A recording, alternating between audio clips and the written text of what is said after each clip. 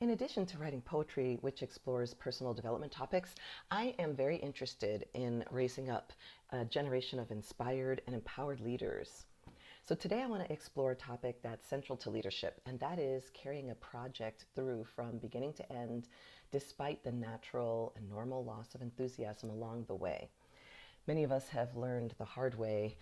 We embrace that saying, rise and grind, and we push through to get things done. Maybe we've even been taught that that's the only way, but I am happy to say I found a better way. Every project, whether it's launching a product, writing a book, making a speech, could be designing a new initiative, or whatever it may be, it tends to follow a predictable emotional arc, an exciting beginning, a frustrating middle, and a conclusion that can be either joyful or disappointing or somewhere in between. Recognizing and embracing this arc, especially the uncertainty that runs through it all, is one of the most powerful skills you can cultivate as a leader and as a creator. We're going to explore how to move through each stage with awareness, grace, and resilience, turning uncertainty from an obstacle into an ally. At the start of a project, enthusiasm runs high, right? You've had a breakthrough idea, your vision feels fresh, bold, full of potential, energy is abundant. The project seems filled with promise, and you're fueled by possibility and imagination. This is the honeymoon phase, and it's important to take full advantage of it. This is the time to capture the vision in detail, to rally others around the idea, to set ambitious goals, to lay the groundwork with energy and optimism. But the early stage also comes with hidden risk. Enthusiasm can create overconfidence. It's easy to underestimate complexity, overpromise outcomes, or skip essential planning in the rush of momentum. So what can you do? Ground your vision with clear objectives and constraints. Build a flexible plan, knowing that it will likely need to change. Expect uncertainty from the start. This mindset prepares you for the twists ahead. Then comes the middle, the messy middle, the part where things slow down, complications emerge, motivation dips, and reality challenges your original excitement. This is where most projects stall or die. Why? Because initial solutions don't work as expected. The team may become disengaged. Progress is harder to measure. Setbacks feel personal, and uncertainty can feel overwhelming.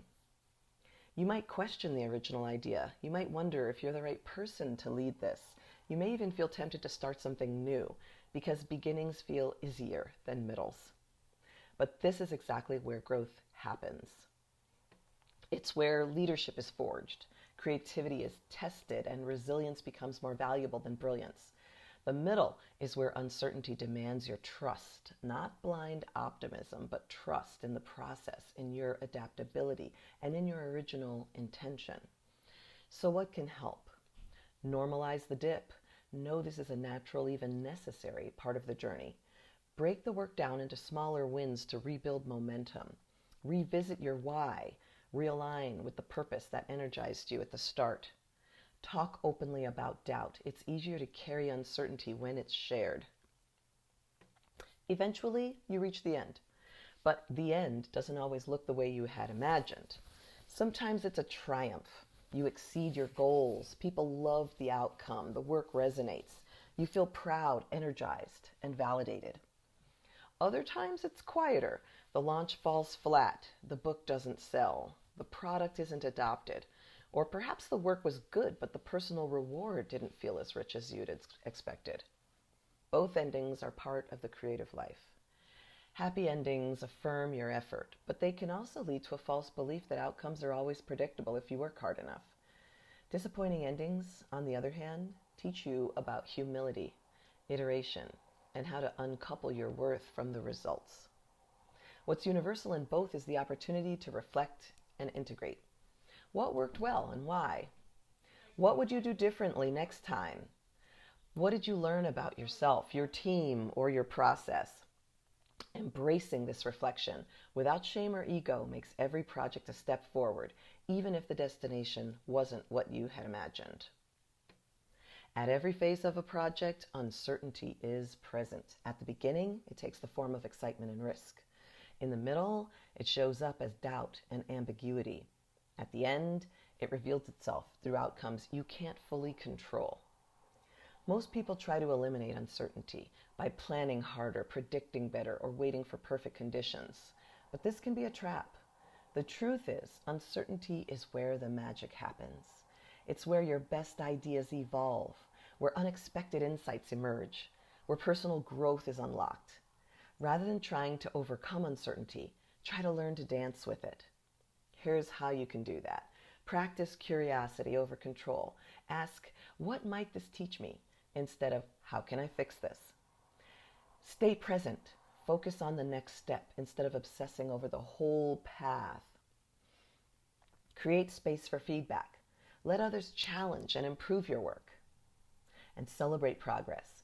Even if the final result is unclear, every step forward is meaningful. Every project is a small heroine's journey. You begin with hope. You encounter trials. You come out changed. The quality of your leadership is not measured by how easy the journey was or how perfect the outcome turned out. It's measured by how you showed up, especially when things didn't go as planned. When you embrace the full arc, the beginning, the middle, and the end, with openness and courage, you become the kind of leader who can create with integrity, adapt with grace, and inspire trust, not just because you always win, but because you know how to keep going. The next time you begin a project, remember this. You don't need certainty to start. You need courage. And you don't need a perfect result to call it a success.